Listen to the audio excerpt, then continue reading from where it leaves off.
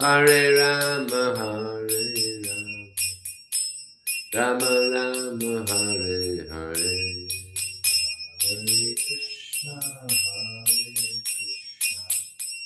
Krishna Krishna, Hare Hare, Hare Rama, Rama Rama, Hare Hare. Go, Kamanandi.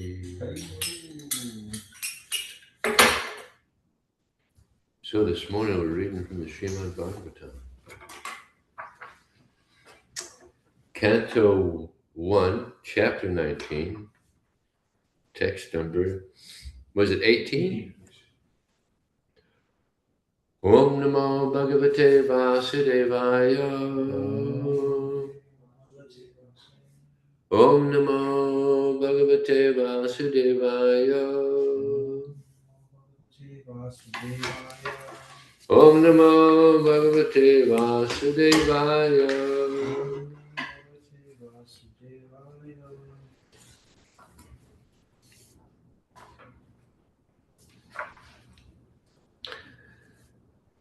Evam cha. You see it? It's chapter 1, chapter 19, text 18. Got it? Yeah. Evam cha tasmin naradeva deva prayo bhavishte divi devasanga prasasya bhumau vyakiran pashunar muda mahur dundu bayas cha nedu. Yeah, thank you. That's why it's a little weak.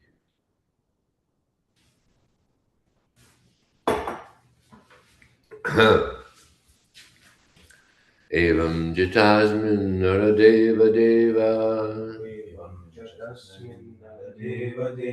prayo bhavishte dividheva sangha prasasya bhuma vyakiran prasunar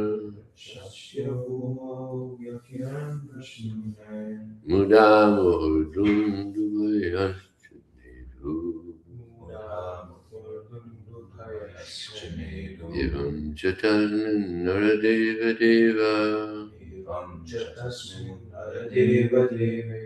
prayo bhavishte divideva sangha prasasya bhuma vyakiran prasunar mudam urdundu vayaschanedu. Evam jitasmin naradeva deve prayo bhavishte divideva sangha prasasya bhuma vyakiran prashusna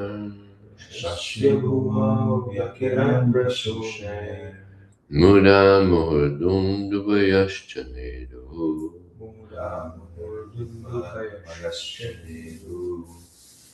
Evam chatasmin naradeva deve prayo bhavishte divideva sangha prashasya bhumau vyakiran prasune mura muhurdundu bhayaschanedu. Evam chatasmin naradeva deve prayo bhavishte divideva sangha prashasya bhumau vyakiran prasune mura Moher Dumba Dumba Yashtaneru. Dham Nehu Evam Evam Das Cha Cha and and Tasmin in that Naradeva Deve upon the kings on the kings. Praya Upavishte Paraya Upavishte. being engaged in fasting to death. Being engaged in fasting to death. Divi Divi. in the sky. In the sky. Deva Deva. demigod. Demigods. Sangaha Sangha. all of them. All of them. Prasasya Prashasya. having praised the action.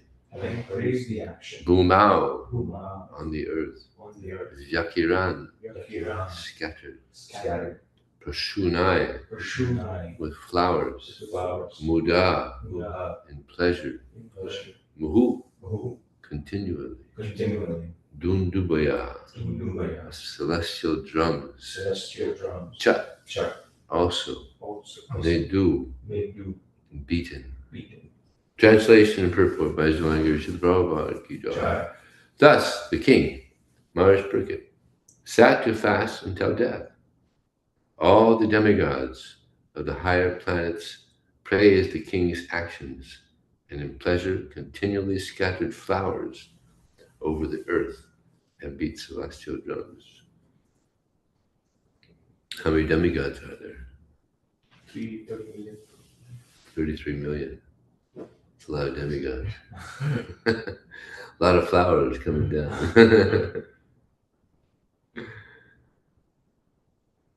And they beat celestial drums. Purport. Even up to the time of Maharaj Pariksit, there were interplanetary communications. Prabhupada said that the demigods used to come here when there was great kings and like that. Prabhupada said, but now they won't even come here to pass urine.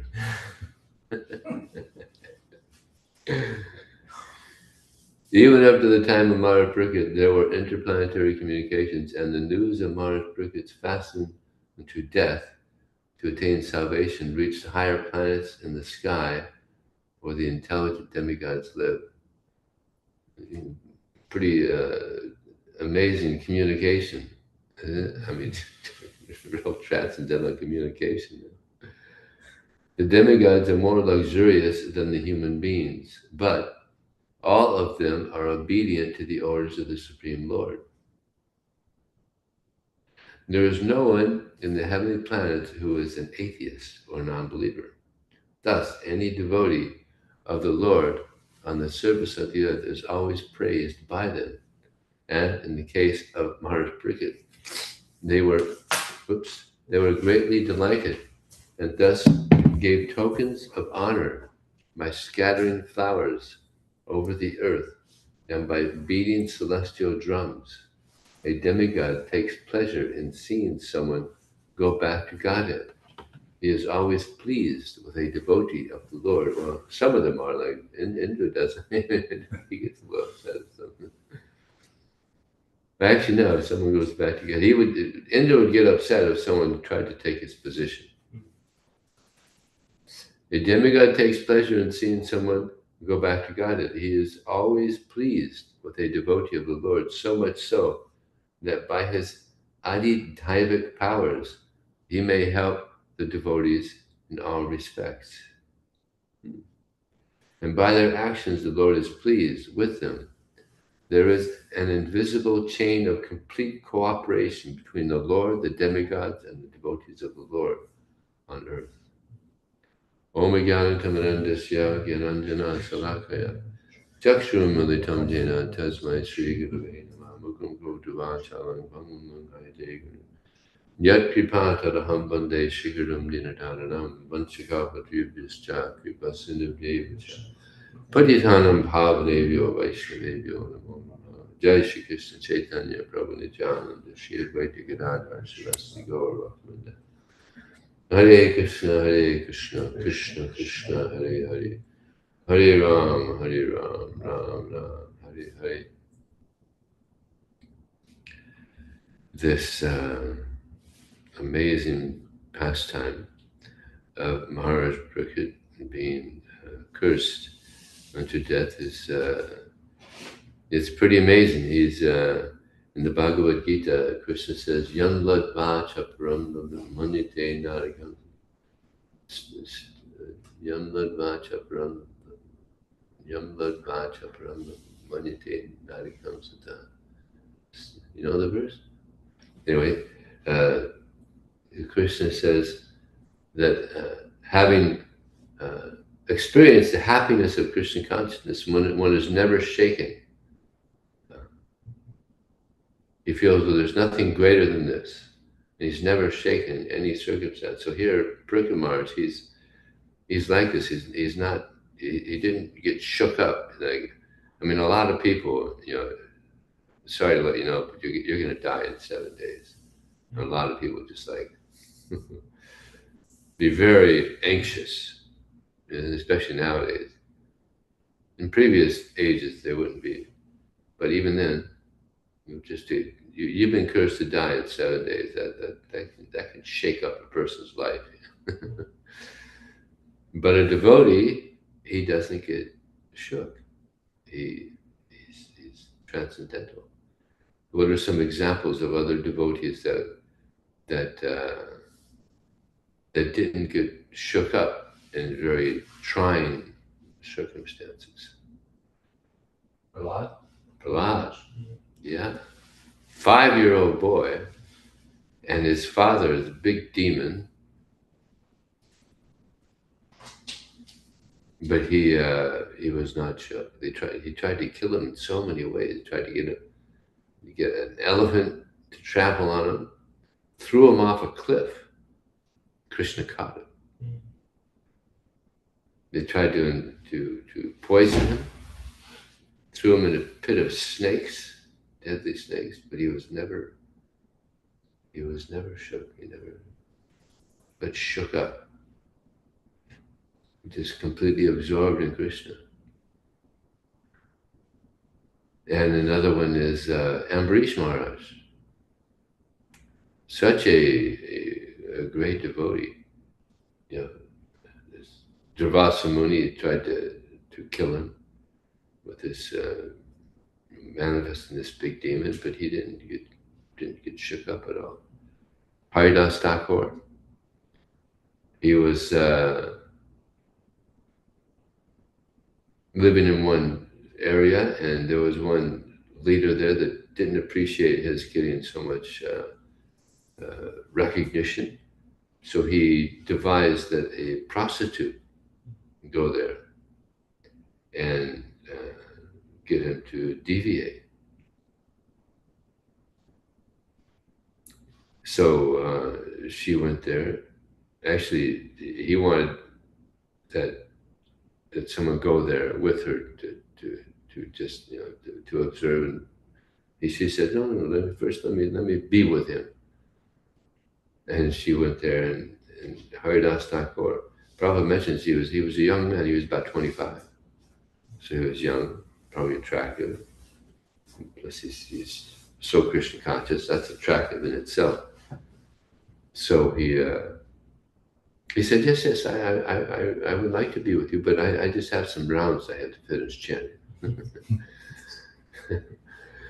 About 192 rounds a day. Actually, 300,000 names comes out to be 196 rounds. 300,000 names. But they didn't have calculators back then. So it was probably 192, and they just figured it was around 300,000. So to figure out, what is 192 rounds, if you don't have a calculator, it'd be pretty tough, see how many names that is, right? But 192, that's 16 and 16 is 32, and 32 and 30 is 64. So that's 4 times what we usually do, and then 3 times that, right? So that's 12 times what we do, right? That's a lot of rounds. It's a lot of chanting. So they passed that test, Actually, he said, yeah, just be patient. I'm gonna finish my rounds. And then she sat and she was waiting. And then it got to be sunrise, and she left. And he came back the next day, and he apologized. Sorry, I wasn't able to satisfy you, but yeah, I had to chant my rounds. And by the way, I have some more rounds to chant now also. So, but be patient. Be patient. So she sat. She's hearing. And the third day, she just by hearing, imagine hearing his chanting. I mean, that must have been very purifying. So the third day, she said, "Actually, I've come here to make you fall down." And he said, "I knew. I could have just left the first day, but I wanted to deliver you." So she became a great devotee. 300,000 names a day, also. So she became a great devotee. So he passed that test, and then he was again tested. He was a Muslim. So the Muslims, they thought, what is this? A Muslim born into such a nice, religion, and now he's become a Hare Krishna. What is this? So they took him to be judged, and I think I forgot the name of the person. I guess he was a king, but he said, "Why are you taking up the life of a Hindu? Come on, you're born in such a nice, Muslim family." And Haridas Thakur said, "What's the big deal? So many Hindus become Muslim. So what? When Muslim becomes a Hindu, what's the big deal?" Actually, that's cause in the Muslim religion. If you give up Muslim religion to become another to become a member of another religion, then that's cause for death. And that's why they wanted to kill him. And even I have one friend, Tara. Tara was here. He's Muslim. He was from Saudi Arabia. He's a full-on Muslim. And one of the ways is actually one of my best friend, such a nice dude. He let his parents know that he was quitting college, and he joined the Hare Krishnas. And that that really shocked him. So the mother came and trying to talk him out of being a Hare Krishna. And she said that, in the Muslim religion, if you give up Islam to join another religion, you can be killed, and we can be killed. That was one of her ways to get him to go back to the Muslim religion. But he wasn't buying it. Maybe that was in the old days, but that's not. Now so many Muslims join so many religions. But it's it's like that. And there's some countries, like in Malaysia, it's a Muslim country, and we can distribute books there, but not to the Muslims. If we distribute books to the Muslims, we can get kicked out of the country. They can stop us from practicing Krishna consciousness. So there's some, like there's some. You can go to Saudi Arabia and distribute books. They'll arrest you. Who knows what will happen? Oh yeah, there's some countries. They don't allow They don't allow anything. And you might just get locked up and never see you again. So they're they're very strict. They're worried about their people going into other religions. So he refused. No, I'm going to continue on chanting Hare Krishna. So he was condemned to death. And what they did back then, it's an unusual way to kill someone. They beat the person through marketplaces. I guess that was one of the ways. And that's the way they tried to kill Haridas Thakur. I mean, that's being tortured and killed in public. I mean, actually, in Europe, what they used to do is criminals. They would they would they would they would chop their head off, and there would be people would come and watch it. It's kind of weird. You know? My God, entertainment. You know? There wasn't any TV or anything. It wasn't any internet. You know? Some entertainment. So, so that's that's the way they used to do it with the Muslims too. They would torture and kill them. But Haridas Thakur, what was he doing? Just chanting Hare Krishna. He was just chanting Hare Krishna. He was happy. And people were like, no, don't beat him, don't beat him. Because he was popular in Haridas Thakur. And you beat him through how many marketplaces? 22 marketplaces. Now generally they're dead after 3. Because marketplaces usually pretty good size. And they're new and they're beating him and beating him and beating him and beating him. And he's like, no problem. Now they're lamenting. They're lamenting because our duty was to kill you, and now we didn't kill you, and now we're in trouble. And Haridas said, "Oh, you want me to die? Okay."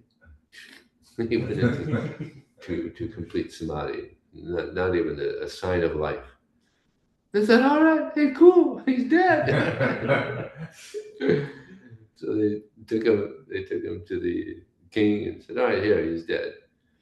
And they thought, now what should we do with him? Should we bury him, or what should we do with him? Throw him in the river? No, don't bury him. He doesn't deserve to be buried. That's the Muslims, they would bury other Muslims that died. Just throw him in the river.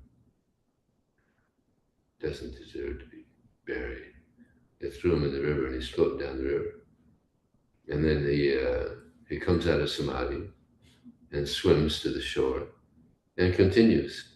Hare Krishna, Krishna Krishna. Then he goes right back to the king. And the king says, all right, Haridas, just do whatever you want. Because there was no sign of life. No sign of life. And he just said, just do as you like. So he was a little bit, there was some piety in him. They didn't, try to kill him again. Just do as you like. So Haridas Thakur, he was a Muslim, but he was Namacharya. He was a Namacharya of the Holy Name, which is amazing. And he created so much faith in people because of his pure chanting. And this chanting of Hare Krishna, this is the process in this age. Harinama, Harinama, Harinama, Kalona, Steva, Steva, Steva. In this age, the only way for deliverance is by chanting the holy name of Krishna. Now there's a verse, Sahastani Mahaschidram, Samohan Cha Sarivima, Tan Muhurtam Chinam Vapi Vasudeva Nachintaya, that to forget Krishna for a moment is the greatest failure. It's the greatest loss, it's the greatest illusion, and it's the greatest anomaly. Now imagine this situation. Imagine if somebody just bought a brand new Tesla, a brand new blue Tesla, just beautiful. And they're driving it away, and they haven't got insurance yet. And the person gets a call, and he finds out that his best friend just had a heart attack, and he's dead.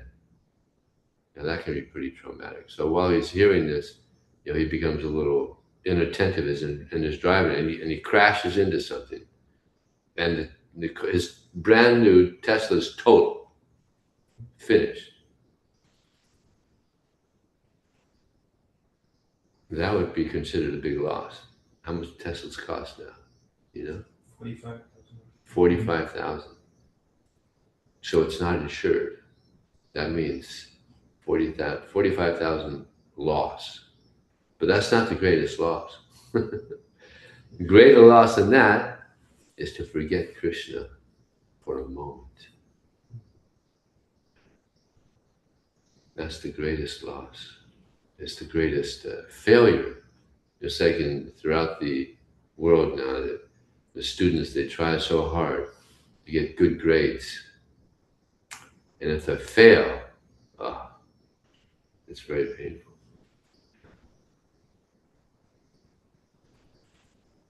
I was with Radha Swami in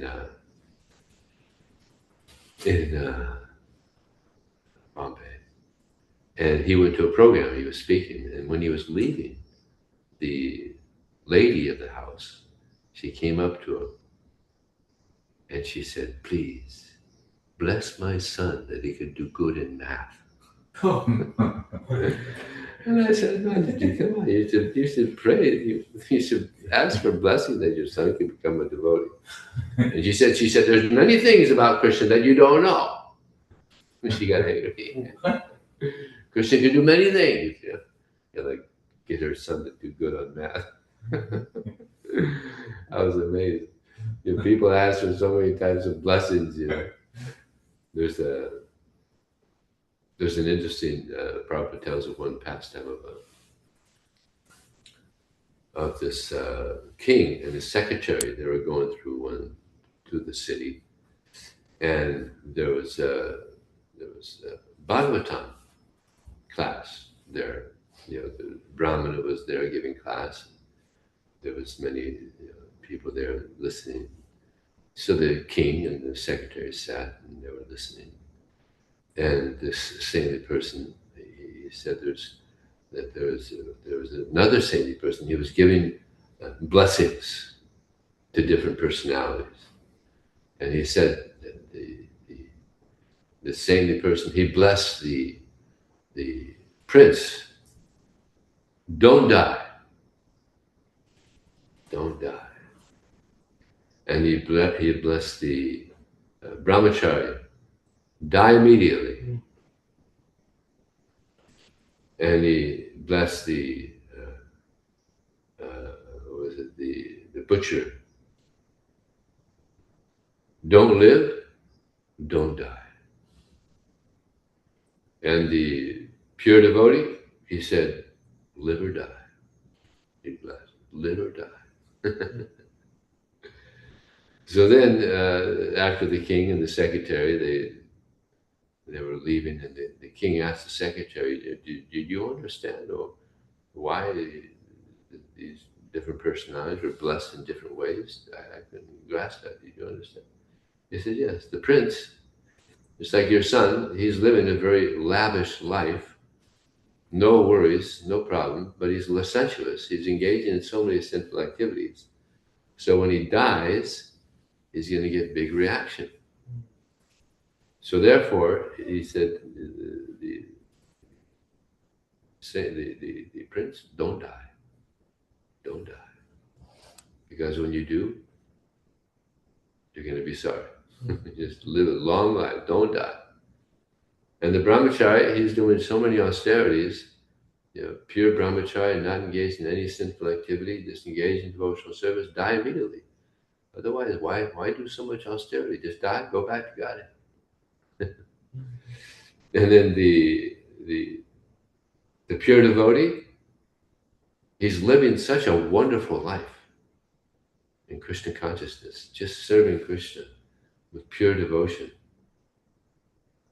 Then live, continue living. And when you die, you go back to Godhead. So either way, you're doing great. So live or die. And the butcher, he's killing so many animals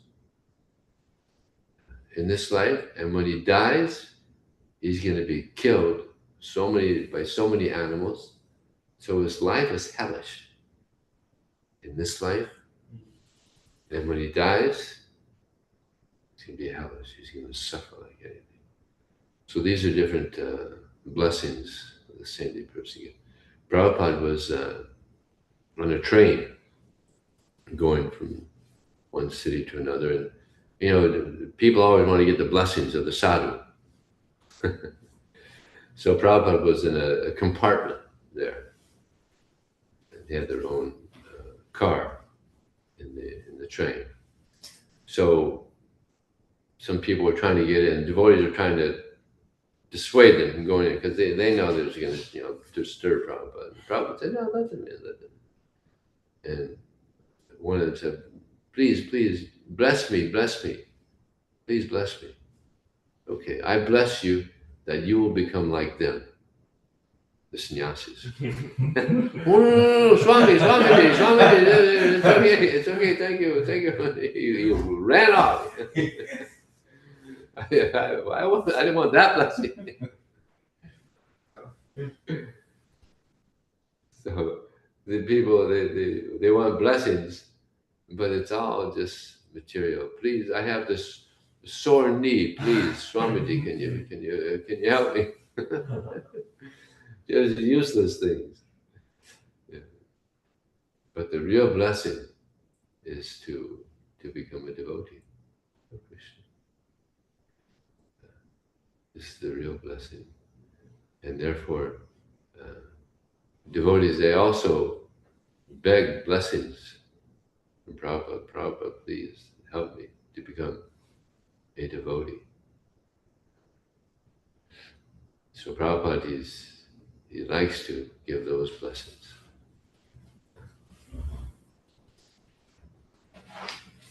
So here, Parikshit Maharaj, he's actually we're winding, this first canto is winding down. Now we're going to go into the second canto. But it's interesting that as Kesava Swami was saying, that the whole first canto is just like it's getting ready for the dialogue. Sukadeva Goswami hasn't spoken yet. He's going to speak, and it's amazing. The second canto is amazing. We're going to have a lot of transcendental fun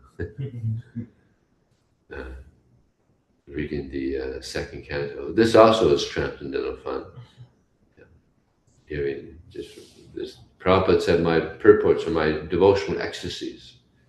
So we get to experience the devotional ecstasies of Srila Prabhupada. You know, we come into this world, into this dark world, and there's so much suffering in this world. But by the mercy of Krishna, by the mercy of the pure devotees, now we're able to enter into another world, the world of devotional service. When we open up the Bhagavatam, we're entering into another world, the world of devotion, the world of pure devotion. So we escape the material world by entering into the spiritual world of the Bhagavatam. Sometimes the example is given that this material world is like a prison.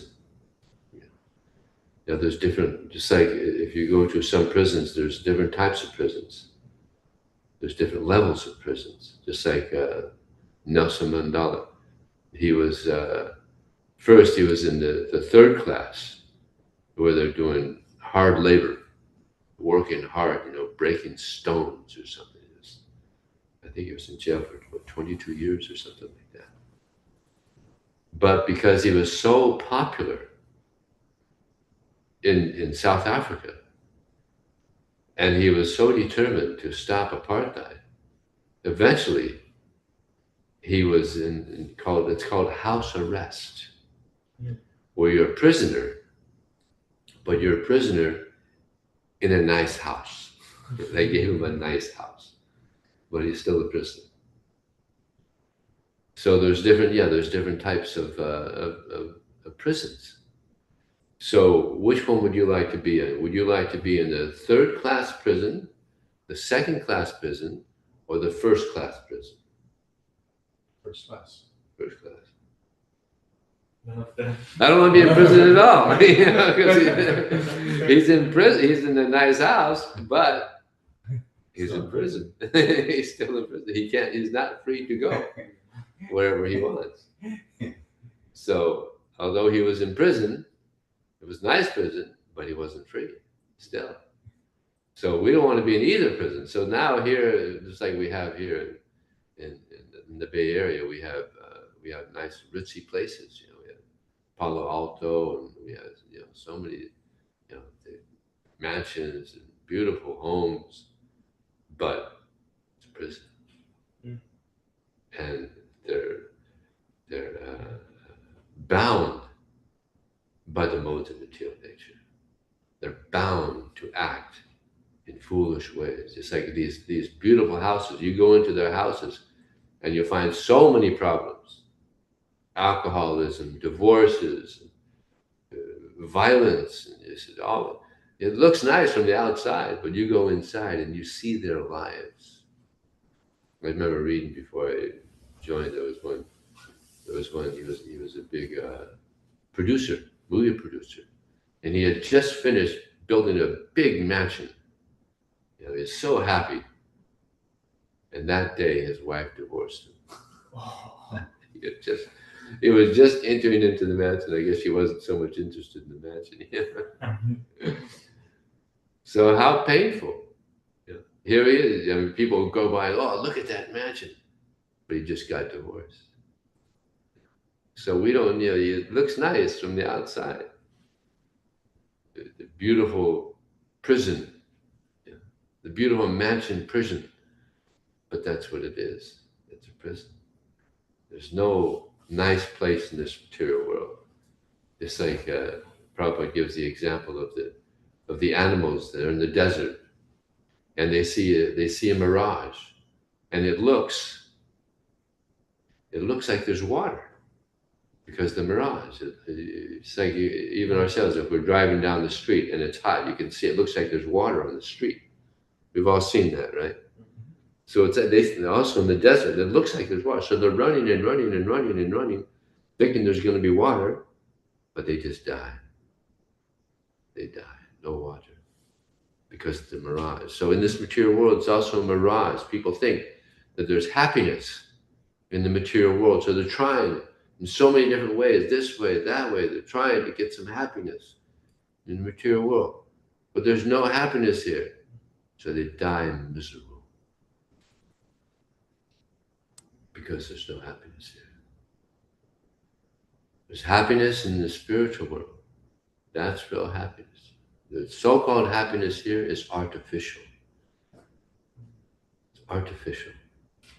It's like everybody wants love, right? We all want love. That's what's most attractive in the material world. Everybody wants love. But there's no love here.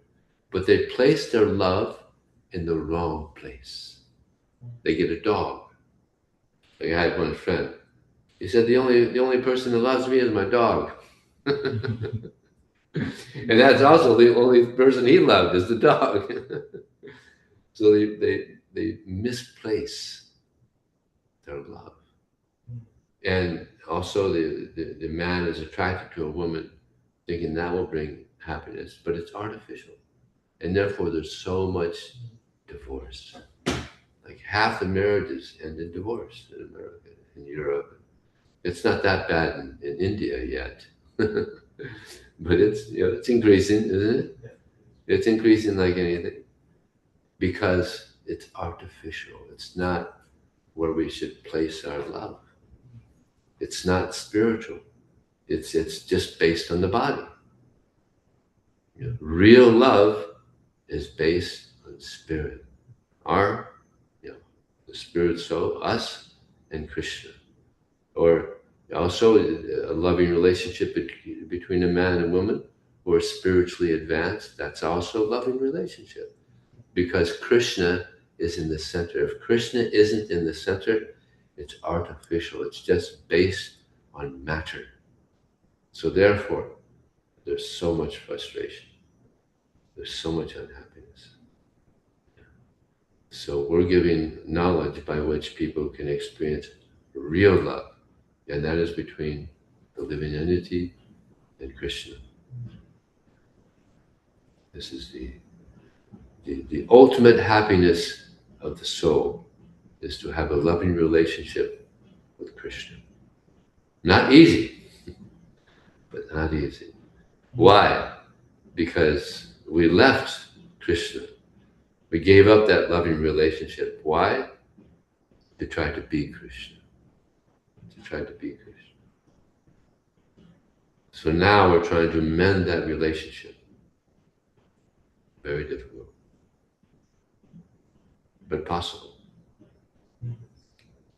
But possible. One just has to be very enthusiastic. Utsaha nishtayadharya tatat karma vartana sangha tyaga satode sadvibhaktya prasijati. You have to be very enthusiastic and determined and confident. Krishna. Prabhupada said that Krishna is more interested in our going back to him than we are in going back to him. One devotee said, Prabhupada, we're part of Krishna, we're part and parcel of Krishna, and Krishna knows that we're his part and parcel. Why does he make it so difficult? And Prabhupada said, your purpose is not strong. We have to have a strong desire. If we have a strong desire to surrender to Krishna, then Krishna will help us. But we, sometimes we desire and sometimes we don't, we're up and down. So we just gotta become up all the time. Thinking of Krishna, serving Krishna. And Krishna will help us. So, thank you very much. Any question or comment or yeah.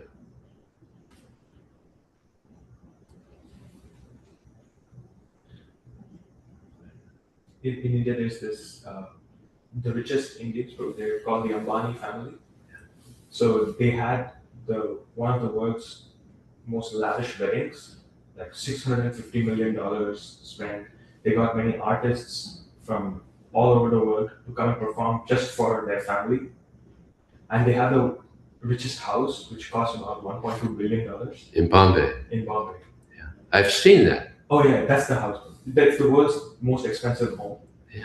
They had all of this going on, but They had 600 servants. and there's like 10 of them in the whole house. Huh? There's only 10 people, but 600 servants. Yeah. So in their wedding, they spent very lavishly, but in all of that, the groom who's getting married, he has health problems that cannot be solved by medicine. He has asthma and he has to take steroids. The groom. The groom. Yeah. He has to take steroids to prevent that asthma, but that leads to weight gain, and he has other health issues that cannot be solved, and all of this. They have all the money in the world, they spend on everything, but still they're unable to solve that health problem. So you were saying how in Palo Alto there are so many rich people looking for happiness and everything, but they're looking for it in the wrong place. And Yeah. even if they have all the money in the world, it's not enough to get that happiness. So I heard he also went broke. that's his brother. That's his brother. Yes. That went broke. Oh. Hey, you got a good brother, at least. Your brother helped out, probably. Yeah, it's the material world. So and he's filthy rich, and people are envious of him, but they don't know. Yeah. Look at how miserable he is. We don't see the suffering that these people are experiencing in their first-class prison situation. Yeah. And Prabhupada used to say also President Kennedy, he had everything. He was the President of the United States, big mansion, White House, so much. And then in a second, finished. So this is the material world. It's a dangerous place. Padam yadvi padam natesham. Dangerous place. So an intelligent person will figure out, well, wait a second, maybe there's something Maybe there's something beyond this place of suffering.